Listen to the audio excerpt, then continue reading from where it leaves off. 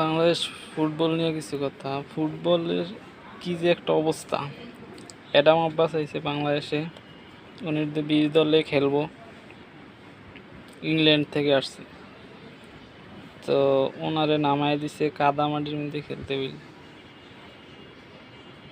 পাড়ার ফুটবলে মানে এর চাইতে ভালো মাঠে খেলে, প্র্যাকটিস করে। আর একটা ন্যাশনাল টিমের প্লেয়ার, তা আবার বিদেশ থেকে আনা হয়েছে, তাদেরকে যদি এইসব মাঠে খেলানো হয় তাইলে তো হয় না, তাই না? তাদেরকে ফ্যাসিলিটিস আরও ভালো দিতে হবে, সুযোগ সুবিধা দিতে হবে, মাঠ ভালো ভালো মাঠ রিপেয়ার করতে হবে। বাংলাদেশে তো মাঠের অভাব নেই,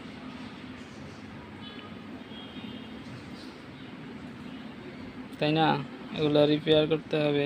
এই যে কমলাপুর স্টেডিয়াম ঢাকা, তারপরে আরও আছে, সিলেটি স্টেডিয়াম আছে, এগুলো রিপেয়ারিং করুক, কইরা পরে এগুলোর ভিতরে প্র্যাকটিস, ন্যাশনাল খেলা না হোক, প্র্যাকটিসের জন্য তো এগুলো ব্যবহার করা যায় না। আর ঢাকার বাইরে খেলাধুলা নিতে হবে, ঠিক আছে? ঢাকার ভিতরে খেলাধুলা রাইখা খেলাধুলার হাইপ বাড়ানো যাইব না।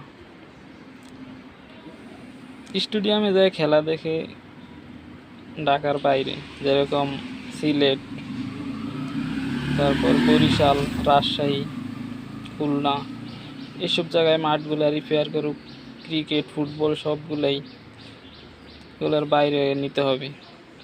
সব খেলা ঢাকার ভিতরে, তাইলে দেব না। তাই আরও বাইরে যারা ভালো ভালো প্লেয়ার আছে তাদেরকে নজরে রাখি।